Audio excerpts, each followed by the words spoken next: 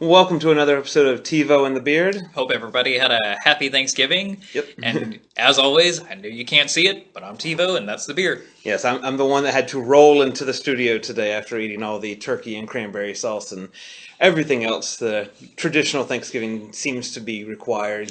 I did a lot of movies this week. I didn't see everything I need to see, so I'm still behind on my big block, but I chipped away at some. Well, what are some of the ones you saw? I finally did see Fantastic Beasts. Okay. Have you seen it yet? I've not seen it yet. It's different. And that one I don't want spoilers for because unlike seeing the Harry Potter movies, of course I read the books first. You know, I basically knew what was coming. With this one, blank slate. Well, I will say that there is a book called Fantastic Beasts and Where to Find Them. This is not that. Okay. Yeah, I have that little... It's a cool concept. I will say it's you gotta see it. The only gripe, quote unquote, because it's not a complaint that I wouldn't want to watch it again, but there are parts of the movie where it's paced oddly. Okay. Like, there are a couple parts where I was like, okay, come on. Now, you think they do that because it's going to be 5 movies total?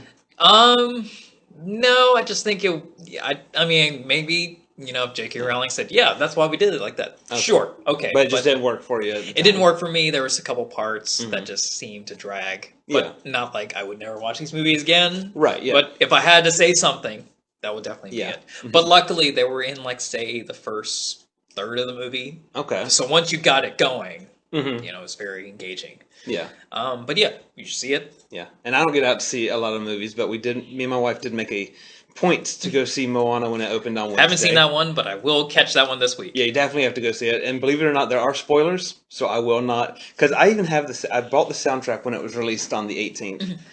And I listened to the whole soundtrack multiple times before seeing the movie. And there are some songs that did a 180 in their meaning after seeing the movie. Because I'm like, oh, this character was talking to this character and this action was going on during this. And well, I, like you... with Fantastic Beasts, I don't know anything. So I haven't heard a song. I only really know that The Rock is in it. Yes, and he does an excellent job, and he does sing. He has talked about and that. And he sings well. So. Well, fantastic. I wouldn't necessarily buy album by him, but for this he does. But you would buy a rock. I would buy a rock, yeah, and I would name it Dwayne. So yeah, no spoilers on that one. Yeah. I went to see... This is not a geek movie, but you know what? It should be a movie that I think a lot of teenage adolescents should see. I went and saw that Haley Steinfeld movie, At the Edge of 17. Yeah. It's a great movie. Yeah. I won't go into detail about the plot or anything, but... Do you agree that it's the best comedy of the year, as everything keeps saying? You know what? When movies say that, I don't believe them. Right. It's kind of a comedy drama. Okay. It's definitely those teen movies. Not like the silly ones, but... the kind that I think should be watched at every point by someone who's kind of like social awkwardness. Yeah. It was just, you know what, if you ever relate to that kind of character, you should watch this movie. So like the old 90s. Something like that. Teen one, yeah. Before they started parodying all of them. Exactly. So this one has got some good moments in it. So, if you enjoy Haley Steinfeld, you like Woody Harrelson, you like that kind of movie, go see it. Okay. And I went to see Doctor Strange again. Okay. So it was definitely worth another visit to yeah. Well, I mean, it's a Marvel movie. Right. Yeah. I am very biased towards Marvel, and so why wouldn't I? And plus, I like to see him more than once if I can, see if I can catch anything. So since we're talking about movies here, let's have a little icebreaker. Everybody has gripes about going to the movies. Whether it be the price or, seeing commercials before the previews, which is my biggest gripe. What's something that grinds your gears? Going on the trailers, I know why you do it. And when I was a kid, it was fantastic to see. Because remember back in the day, the only place you could see movie trailers was, guess what? At the movies. Right. Now, when they do movie trailers, I have seen them. Right. In some of them, I would like to see on the bigger screen, but they do tend to overstuff them now. Because with The Edge of 17, it was 30 minutes until the start when they said you should be at the movie. Yeah. Till the actual movie. That's about how mine was for Moana. And then I don't even remember all the previews. I don't either. But there were some of them that happened where I looked at my wife and I said, did we walk in the right theater? Exactly. Because it did not match to what we come to see. But as a movie, Doctor Strange was fantastic. As a theater experience, holy crap. So what happened? You're a parent. I am a parent. Do you bring your daughter? How old's your daughter? My daughter's 3.5. Do you bring her to the movies? Wouldn't dare. Why? Well, because at home she has only stayed silent and, into a movie 3 times. And that was Star Wars The Force Awakens. Right. Which really surprised me, but almost made me cry as a geeky dad.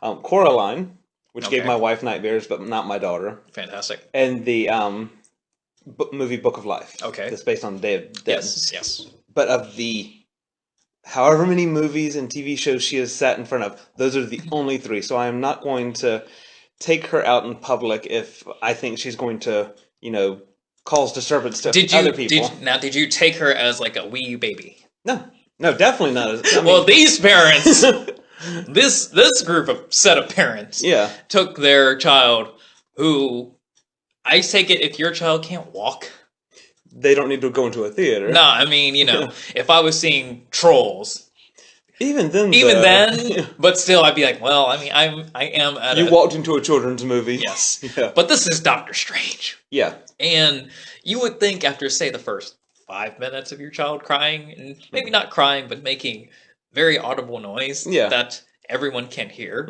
and did hear. Yeah. You would think, probably should take the child. Yeah. They did.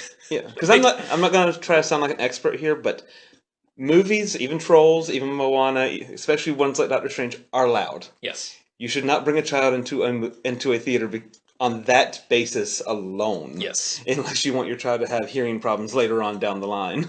Yeah, these set of parents did not. Yeah, but especially ones like you said, bring them into Trolls. It's fun. It's a kids movie. It's cartoony. Yeah. Doctor Strange, just from the previews, is not a kids movie. It's not. And it gets better. There was another set of parents. This one didn't cry or make noise, but it ran up the stairs the whole time. And then occasionally would try to call out to his dad. To which his dad, I watched, only just looked behind and signaled the child to come back. But not actually go get their child. Oh no, I would pick up my kid and walk them right out the theater during that. Yep, that was my Doctor Strange experience for the second time. Yeah, that's, and I'm going to make a definite judgment call here. That's selfishness on the parents. Yes, it is. Part right there, because one, you're not taking care of the kid and, their health, really. Yes. And also, you care more about seeing the movie yourself than you do about the other 100 or whatever people that are in there who also bought a ticket and didn't bring their baggage with them. Yep. I almost wanted to say to the person with the very loud child, Thor comes in at the end, Doctor Strange defeats him, the Eye of Agamotto is Infinite Stone, bye-bye. Right. For those of you who have not listened to our spoiler cast of Doctor Strange, we're sorry. You can blame guy in Savannah, Georgia with a Deadpool shirt and a child. Right, yeah. So that's been our theater. That's the icebreaker. Do not bring your kids. That's the icebreaker gripe. Yeah. Please. I mean, I really would have accepted it in Trolls. Yeah.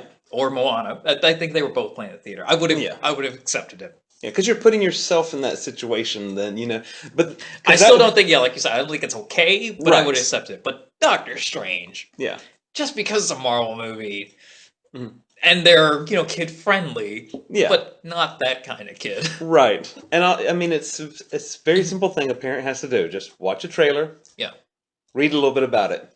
You don't have to spoil the movie for yourself. I think that, like you said, I think this person just really wanted to see his movie at all costs. Yeah.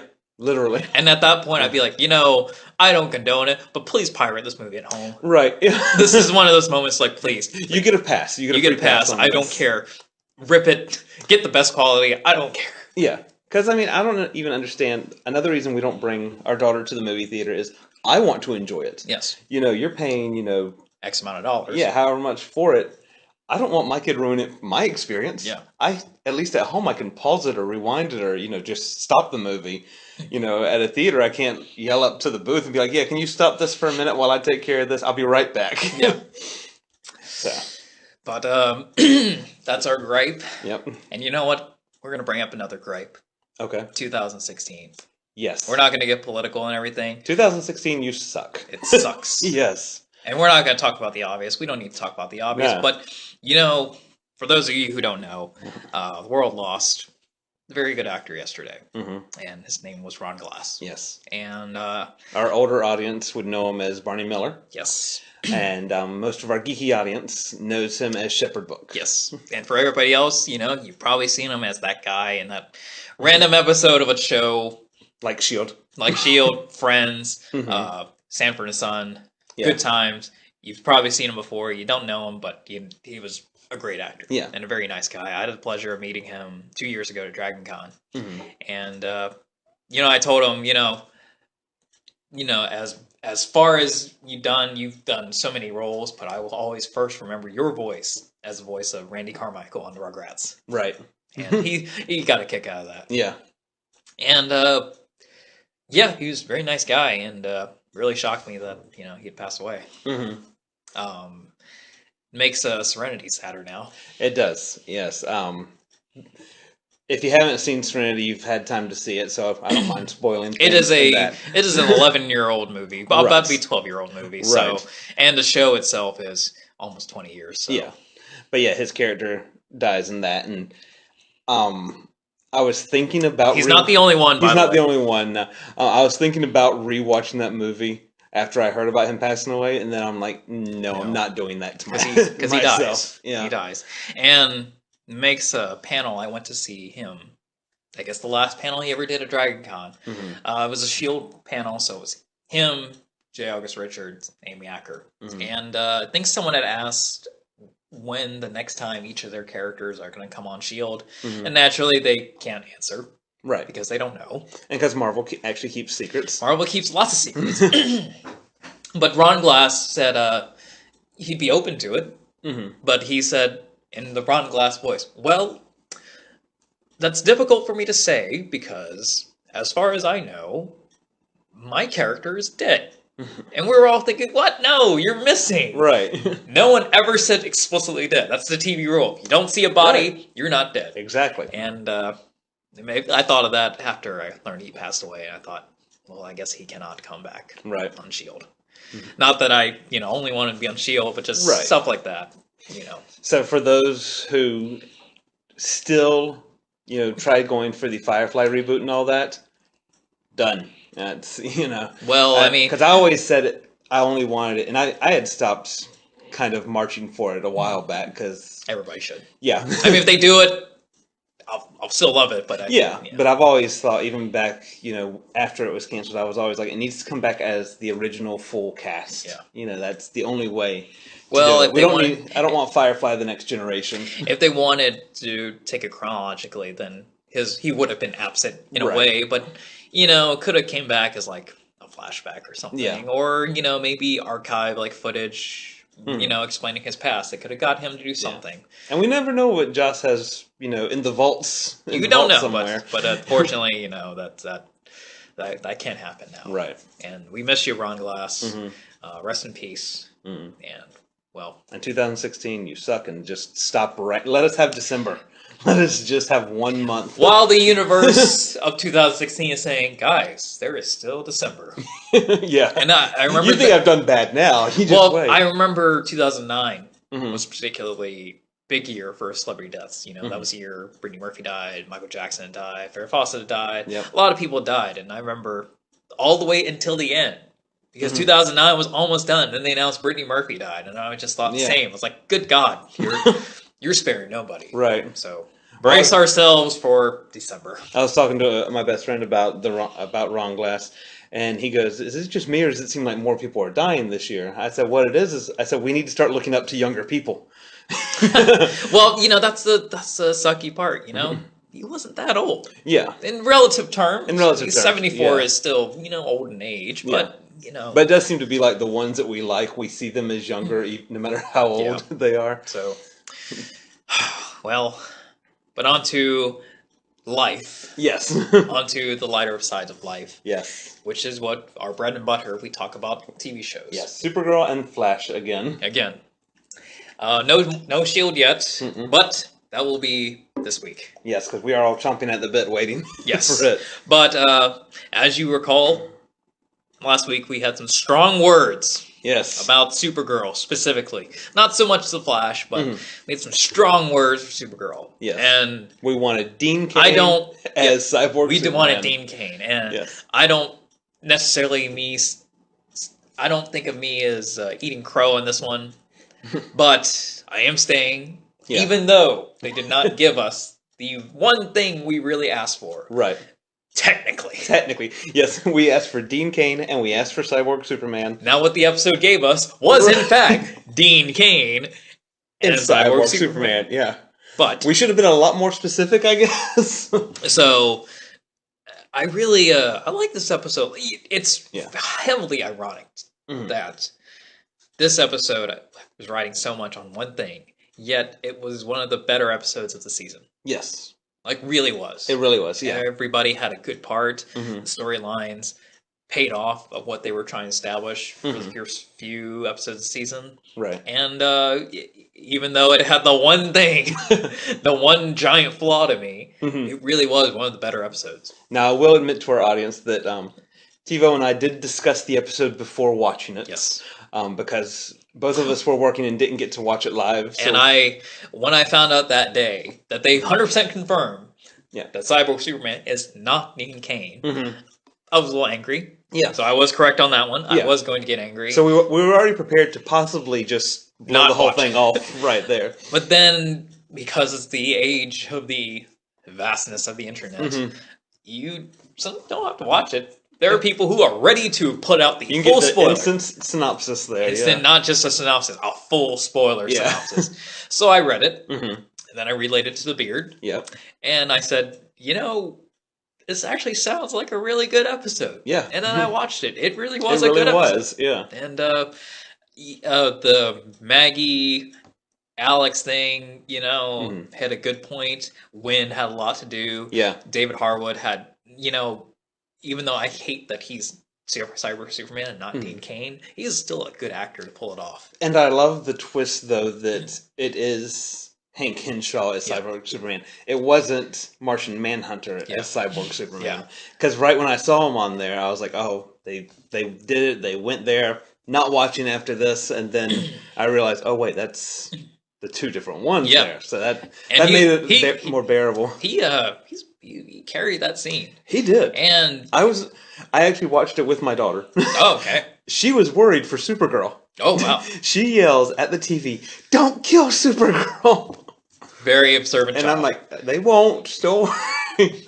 But even when I tell her they won't, I'm like, they probably won't. And the Mon-El thing, they actually reference a little of the comic lore. He is the character in the comics is very allergic to lead. Yeah.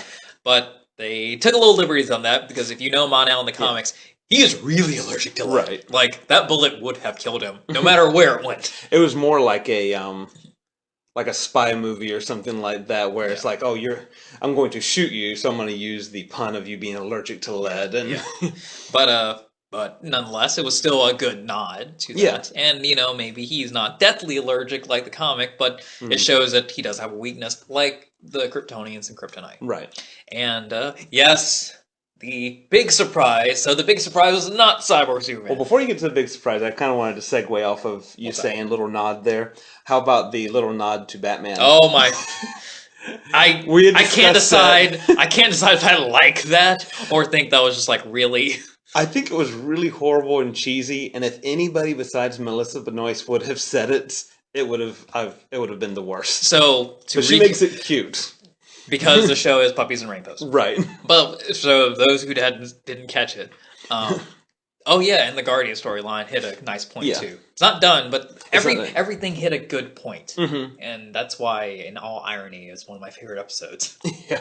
But she and everybody are discussing the Guardian, and it's like, oh, he's just vigilante, and then the people who do know who the Guardian is, like, no, he's doing good. Yeah. And then she went about to spill the beans right there. She casually just puts in all puppies and rainbows, going, my cousin worked with a vigilante once. A lot of tech gadgets, but really crazy. Right. And hopefully everybody in the world, at least everybody that's watching that show should be like, Batman.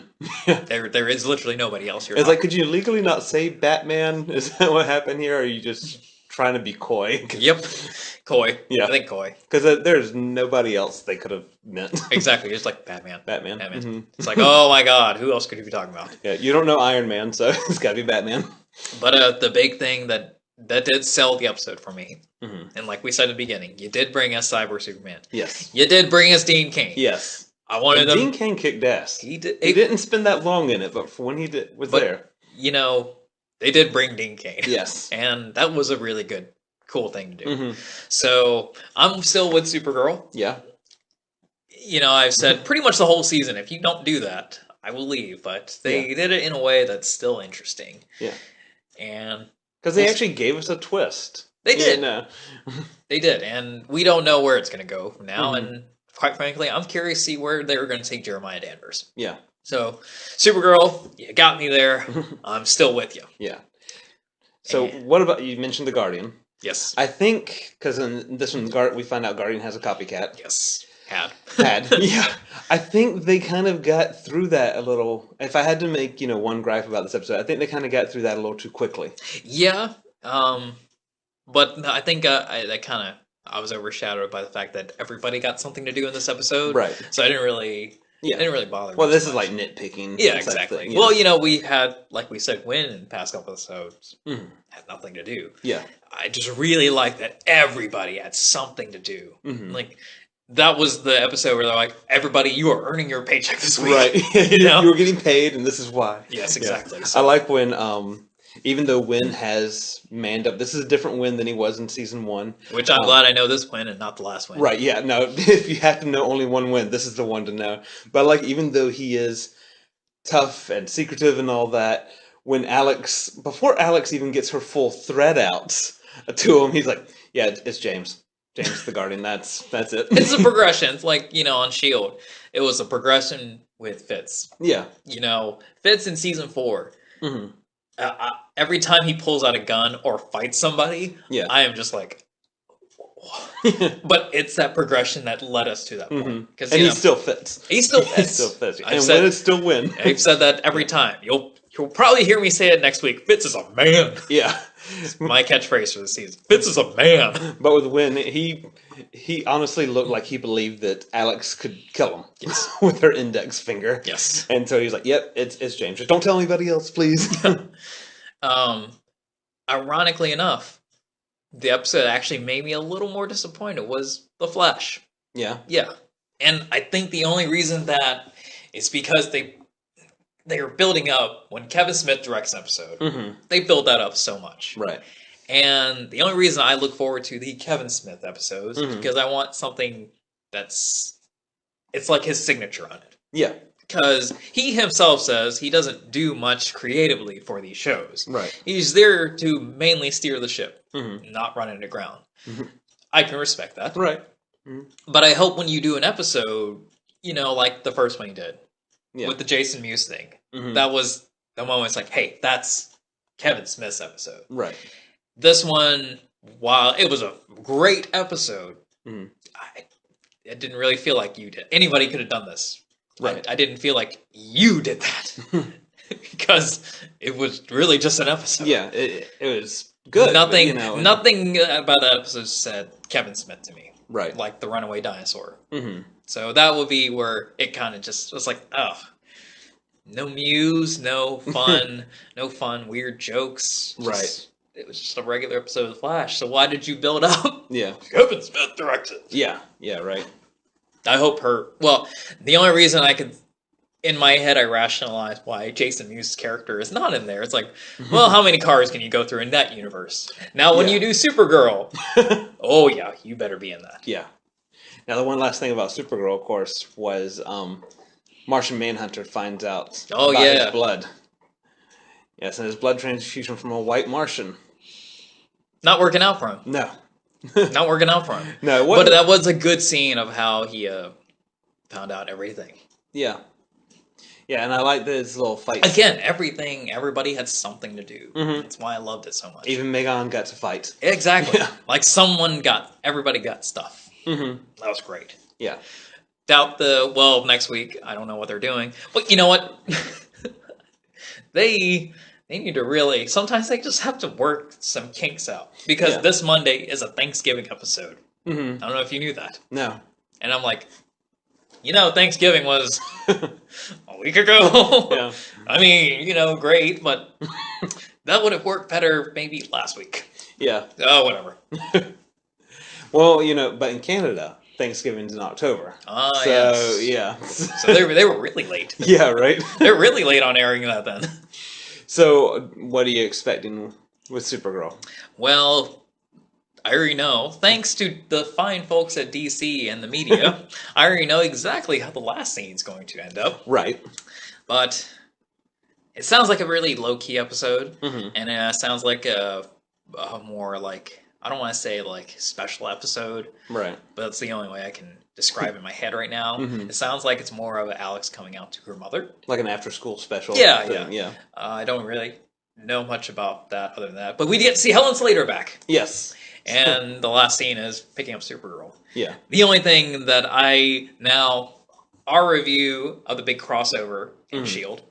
will be a little later again because I'm not going to watch them nightly. I'm going to wait till they're all uploaded and watch them at the same time. Yeah. Because they bill it as, one big giant movie. Okay. I'll watch it like that. And I'll watch it like that. But, because they have been showing the previews up the wazoo of all the superheroes together. The only thing I want addressed is, so why didn't you bring Alex and or Wynn and Mon-El? I'm just wondering. I know Barry knows you, but technically he also knows them too, right? Or at least Wynn. But I'm thinking you didn't want to bring anybody. I mean, if this is such a big thing, Wynn's a smart guy. He could have helped Felicity and. He could help Felicity and Cisco. Yeah. Alex is not too shabby herself. Because we need the Cisco-Wynn crossover. Yes. Alex is not too shabby herself. And bring that big exosuit. Yeah. And, Mon-El is also an alien. Just saying. Putting it out there. Yeah. Just putting it out there. Yeah. I can understand not bringing Martian Manhunter. Someone's got to stay behind in case something bad happens. But, just kind of thinking. So. I mean, at the least, bringing Wynn. Yes. At the very least. Yes. But... Anyway, but we'll see. They're maybe they'll address that. Yeah, that's the only thing I want. I already know they're probably not in those crossovers because I think we would have saw that because they're really good about spoiling stuff. But something to say, you didn't want to bring us? Come on, Supergirl. Yeah, like maybe not during the crossover, but like maybe the episode after the crossover of Supergirl. She's like, oh my god. Oh, I'm all puppies and rainbows, and we did puppies and rainbow stuff with the other shows, and then they're just like. So I guess we didn't get an invite, huh? Well, you had to deal with that, C-list villain that but yours sounded a lot more fun. Yeah, you had to do research on Cadmus while I was gone. Remember? Yeah, but you got to travel your universes and meet cool people, right? But whatever. I guess when your other friends come, we're just chopped liver. Yeah, you had to go find more people with the first name beginning with L who are related to the Luthors, since that is everybody. But onto the Flash. Yes, onto the Flash. I already had my gripe about the episode, but as an episode, I did like it. Yeah, it was not a bad episode. It's not a bad episode. I just wish it had a Kevin Smith to it. If you're gonna, CF Classic, you're gonna pay Kevin Smith to do it. Let him put a signature on it. Do it, something in there. Yeah. Yeah. Because you could, it literally was every other episode. Yeah, I mean, I guess if I were to rewatch it and really force myself to find something Kevin Smith in it. It was tough. Yeah. It was tough because there really wasn't anything I could grasp upon the signature of the filmmaker that made it. However, the plot was Killer Frost. Yes. And well done. Yes, We always said, if she's going to be Killer Frost, if she's going to be the icy person, she's got to be the bad guy. Yes.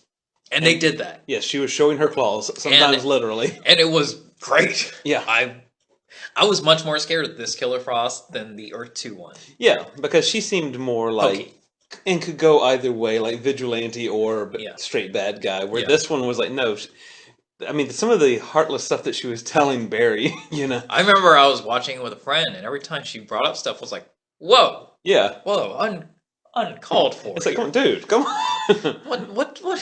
It's not technically Barry's fault that Cisco's brother's dead, technically. But at the same time, you're thinking, Well, yeah, some of it is your fault, buddy. Yeah, I mean, it might be true, but you have to bring it up now. Yeah, it's your classic. She's right, but wow, you really went there. Yeah, and the mom thing and all that. That's true. I was like, wow, you're really going there. Yeah, you're trying to get this guy riled up. And the episode ends, of course. She's not a bad guy. Right. She keeps her dampeners on. Yeah. Which I know we had said in the past.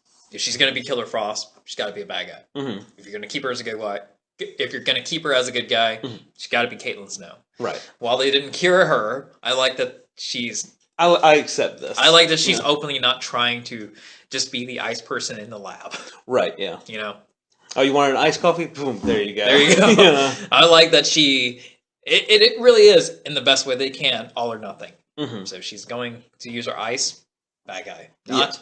She just can't use her powers. Yeah, because the only time she came close was when she froze the speed god. Yeah, exactly. And even then, as a character, the Caitlin Snow side wanted to do that, but Killer Frost did not want to do that. So I like how that developed and ended. Now, of course, there's always the door that she can come back. Yeah. But I like... because those bracelets can come off at any time. They can come off, and a bad guy can totally take them off. Like Savitar. Yeah. Because he has plans for her. I will say, I hope they get cleaner with the Savitar. In the sense of, you can tell it's a CGI.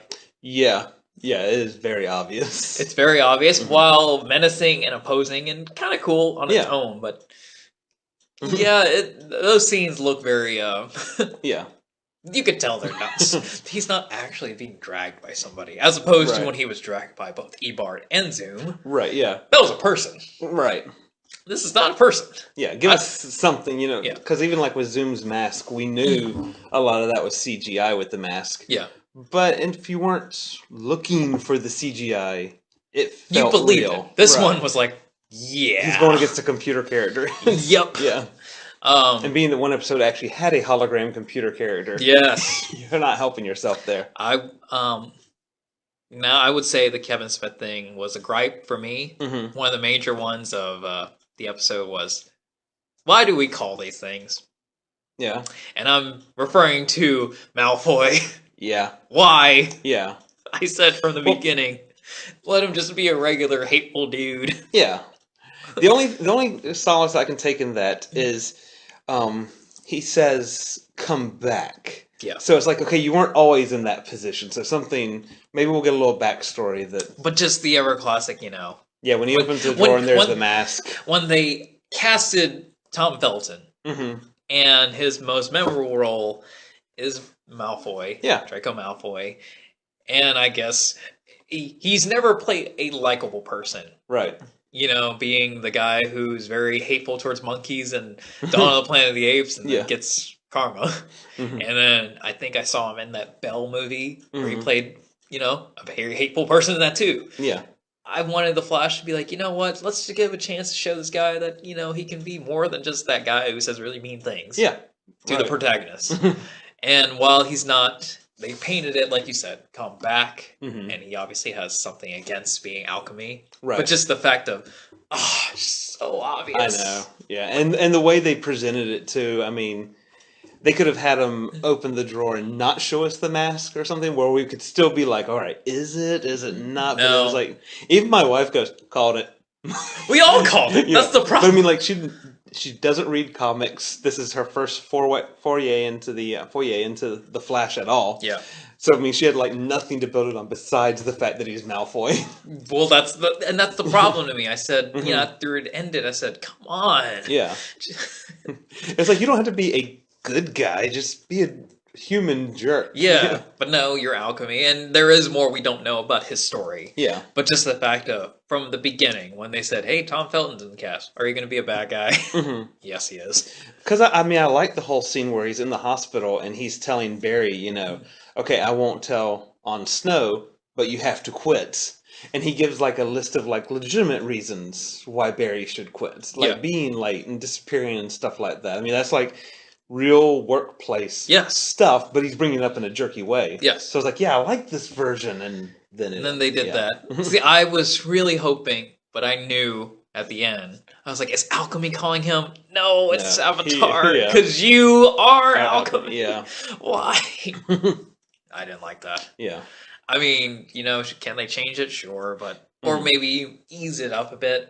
Yeah. Because it like I said, he's not being portrayed as like the bad guy. Right. Much like Malfoy was not like an evil person. He just was caught up in very bad people. Yeah, he was with the wrong people at the wrong time, and many wrong times. Yeah, and just sent him on the wrong track. But he was not, the evil person. Right. That maybe we thought he was, or he wanted to believe he was. Yeah, and so maybe that's why he was Alchemy before, but stepped down. Yeah.